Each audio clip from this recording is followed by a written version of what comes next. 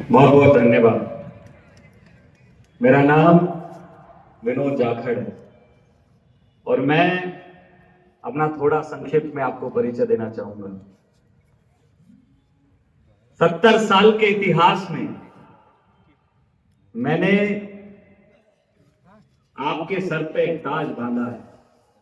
राजस्थान विश्वविद्यालय का पहला दलित अध्यक्ष बन गया। मैं 2014 के अंदर राजस्थान कॉलेज का अध्यक्ष रहा, वहां भी मैं पहला अनुसूचित जाति का अध्यक्ष बना। उसके बाद राजस्थान विश्वविद्यालय का मैं पहला अध्यक्ष बना और आज कांग्रेस के छात्र संगठन एनएसयूआई उसका मैं प्रदेश का अध्यक्ष हूं। यहां भी मैं पहला ही अध्यक्ष बना। मंच पर विराजमान तमाम बुद्धिजीवी वर्ग, जागरूक लोग, मैं आपका सभी का बहुत अभिनंदन स्वागत करता हूं। हमारे अगल में, बगल में, सामने जहां देखे इस समाज के, बहुजन समाज के जागरूक लोग बैठे हैं, मैं आपको कोटि कोटि नमन करता हूं और आज संविधान दिवस की आप सभी को शुभकामनाएं पेश करता हूं। साथियों, मंच में मैं बैठा हुआ था और देख रहा था मेरी उम्र सबसे कम है, लेकिन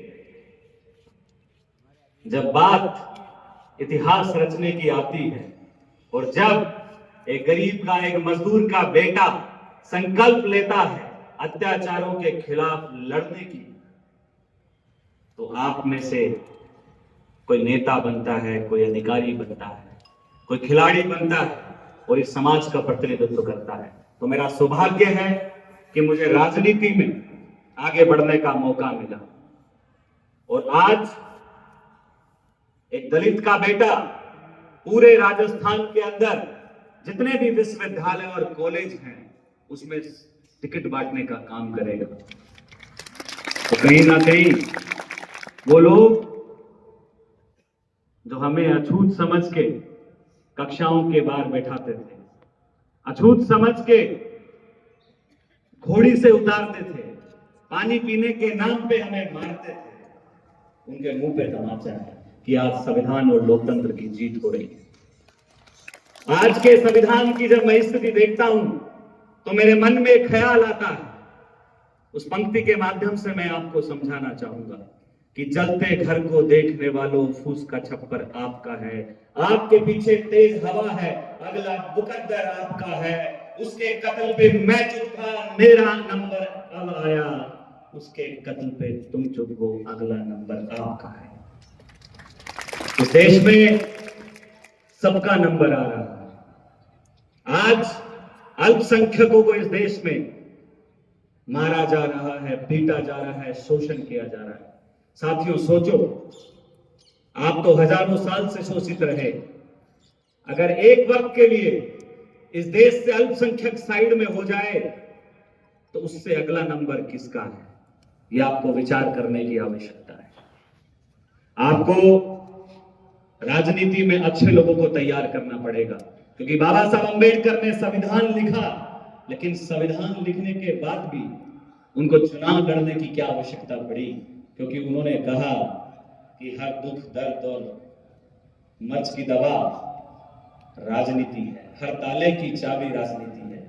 जब आपके लोग विधानसभा और लोकसभा में नहीं पहुंचेंगे, आपका प्रतिनिधित्व करने वाले लोग वहां नहीं पहुंचेंगे, तो आपके हितों की कौन आवाज उठाएगा। आज मुझे खुशी होती है जब हम लोग देखते हैं कांति भाई जैसे लोग जो यहां संघर्ष कर रहे हैं और एक नई ताकत सत्ताओं को चुनौती देते हुए उन्होंने खड़ी की।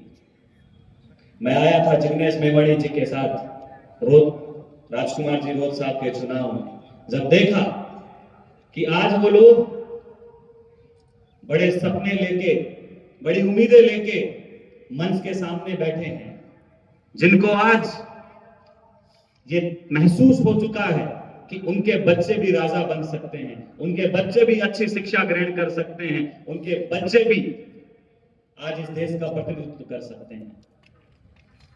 साथियों, देश के अंदर बड़ी विपरीत परिस्थितियां, आपको बांटा जा रहा है। थोड़े दिन पहले एक अमेंडमेंट किया गया संविधान के अंदर एक संशोधन किया गया आपको बांटने का, क्योंकि उससे पहले लोकसभा के अंदर आप इकट्ठे होते हो, एकजुट होते हो और संविधान विरोधियों को चुनौती देते हो तो वो डर जाते हैं, वो हिल जाते हैं और वो एक ऐसा फरमान लेकर आते हैं जो आपको बांटने वाला था। आपको उस फरमान का नाम याद हो, एक बिल लेके आते हैं वर्गीकरण का।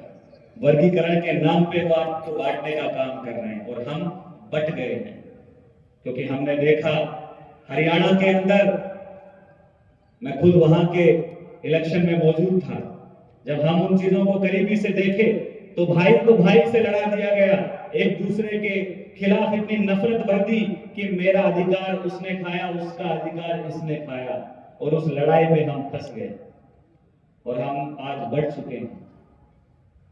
साथियों, अगर इसी तरीके से बढ़ते रहे तो उन लोगों की जीत होगी जो आपको बांटना चाहते हैं। वो आपके इकट्ठा होने से डरते हैं, क्योंकि उनको पता है कि जब आप इकट्ठा होते हैं तो आपके लोग सत्ताओं की उन कुर्सियों पे काबिज होते हैं और वो लोग काबिज होते हैं जो इस समाज में आपके बीच से निकल के गए हैं। मैं आप सभी लोगों से यही निवेदन करूंगा कि आप सब लोग जागरूक बनिए। मेरे से पहले वक्ताओं ने बहुत सुंदर सुंदर बातें कही, मैंने भी बहुत सीखा। बाबा साहब अंबेडकर के योगदान को, जयपाल मुंडा जी के योगदान को और संविधान के अंदर जो भी ताकतें हम लोगों को मिली, अगर उनकी सुरक्षा आज हम नहीं कर पाए तो बाबा साहब को सही रूप में श्रद्धांजलि नहीं मिलेगी।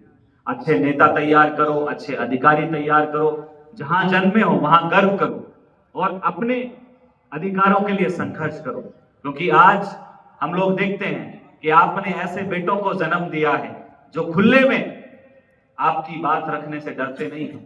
वो जरूरी नहीं कि वो अगली विधानसभा में चुनाव जीते या हारे, लेकिन जब मौका मिलता है तो खुल के बोलते हैं, मजबूती से आपकी बात रखते हैं।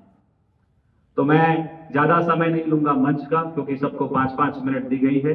तो मुझे बहुत अच्छा लगा। मैं आयोजित समिति का बहुत बहुत धन्यवाद देता हूं, संविधान संरक्षक समिति का। मैं जयपुर में रहता हूं, कभी भी आपको कोई मेरी आवश्यकता हो, वैसे तो हम लोग आंदोलन करते रहते हैं हमेशा, जब भी कहाँ जरूरत पड़ती है इस बहुजन समाज को, हम लोग शोषण के खिलाफ, अत्याचार के खिलाफ लड़ते रहते हैं। उदयपुर में भी हम लोग आए थे, पिछली बार वो घटना हुई थी, हॉस्पिटल के अंदर धरना चला था, उसमें भी मैं मौजूद था। और जयपुर में या कहीं पे भी कोई शोषण होता है, कोई एट्रोसिटी होती है, उनके खिलाफ मजबूती से लड़ते हैं। लेकिन फिर से यही कहूंगा, अच्छे नेता तैयार करो, अच्छे लोगों को तैयार करो जो भविष्य में आपके लिए लड़ पाए, क्योंकि राजनीति के बिना कुछ भी संभव नहीं है। आज संविधान की बदौलत इतनी संख्या होने के बावजूद भी आपको समाज कल्याण जैसे मंत्रालय मिलते हैं।